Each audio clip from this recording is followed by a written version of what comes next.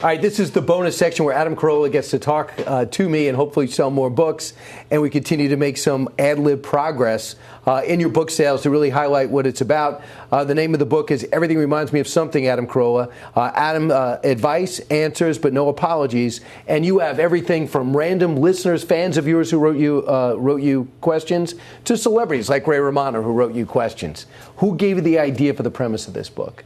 It was not mine. A guy by the name of Mike Lynch, who I write all my books with, said, wouldn't this be a funner format? And at first I was kind of like, I don't know. And then I've kind of realized as I was doing the process of writing the book, which is when you write a book, as you know, or make a documentary, as I know, or write a book, you think about, here's the subject, here's what I want to do, and here's what I want to talk about.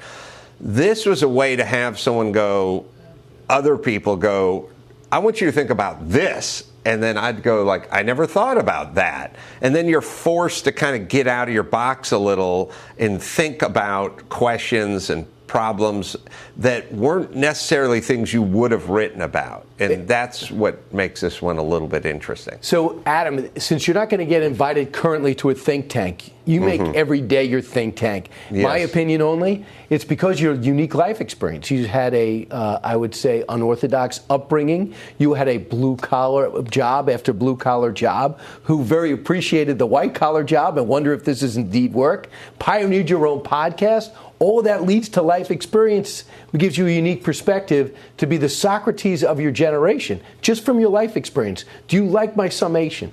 I rarely get compared favorably to Socrates, so I appreciate it. Right. Who didn't write anything down. Plato wrote it down, made all the money. By the way. Oh, really? Yes. We're going to go over that later. I love the fact that you're doing stand-up and haven't backed off of your so-called material that is maybe listed as risque. I find fascinating and inspiring. And you write in your book that Sarah Silverman came up to you backstage at the Comedy Store, and she repeated a joke, and this is right from your book, that it had to do with black people saying she thought it was a brilliant joke. You said, okay. You said, I've used it in another book, and I'll skip right to the punchline. She says, too bad you can't use it anymore. Right. And you said, really? So this is the punchline of the joke, that she says you can't use it anymore. How are the world's fastest people the world's slowest pedestrians? She said it made her laugh, but too bad it's a joke that she can't use. It's a funny joke. You still use it? Oh, yeah. I mean, I have... And she's risque on the... Tons and tons of jokes, but like it does. No, not necessarily like that, but I do have so many jokes that I kind of mix and match, and I don't normally use everything all the time. But the fact, I took note because the fact that a comedian and a friend who has made her bones saying things that made people uncomfortable sort of said, this is funny, too bad you can't use it because it's about a different culture.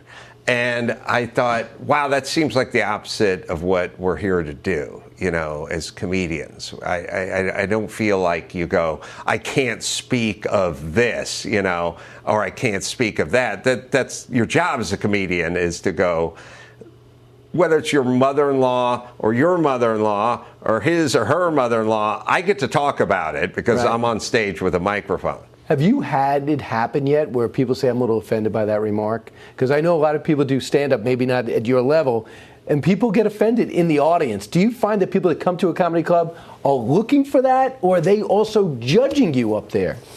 You know, it's different. So it's kind of regional. It is different. If you go to the middle of the country and kind of say what you want, you know, go to West Hollywood, it's a little different story. It's also an age thing. Like, you'll have 23-year-olds in the audience, you know, talking back, saying you can't say that, or oh, no way, or whatever it is. Happen. You'll have it if I'm doing my show and I'm in St. Louis, those will just be my fans who've come to hear what I have to say. But if you go to the Laugh Factory on any given night or the Comedy Store on any given night, it's just tourists. They're not there to see me. They're there to see comedy. And you will hear them talk.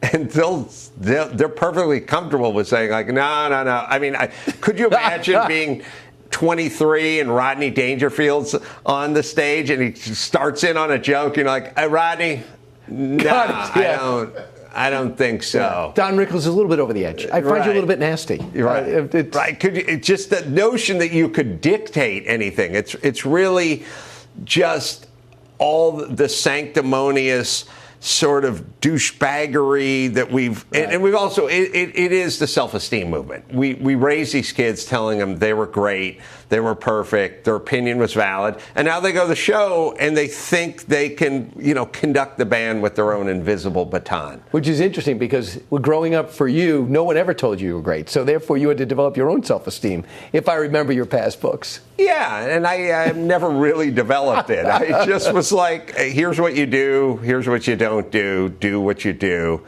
figure out a way to get paid doing what you want to do. And lastly, when you see Dave Chappelle get in trouble, arguably the best comedian in the country, other people, I remember Norm Macdonald passed away recently, got himself in trouble on something he said. He went on a late night show and I actually don't remember exactly what he said, but he had to apologize. When you see guys that are so successful and they're in trouble, does that make you wonder if maybe you got to rethink the business ever? As you mentioned, I have a tangible skill, which is carpentry. So I always have, everyone else got to go back to waiting tables. You could always sand something. There's always wood to be sand. Right. There's wood to be planed. There's wood to be routed. There's wood to be joined. Right. There's wood to be framed. It's a cornucopia of wood that needs to be put together. And people need a coffee table, and you're the guy that could always fall back on. Yes, and take a little pay cut. But I would have my dignity. All right. Thank you. And you still have it while still on stage. Adam, congratulations on all your success. Thanks, Brian. Hi, everyone. I'm Brian Kilmeade. I want you to do me a favor. I want you to click to subscribe to the Fox News YouTube page. This is the only way that I know for sure that you're not going to miss any great commentary, any great news bites, any great interviews coming your way on Fox. You can get it all here on YouTube. So subscribe right now.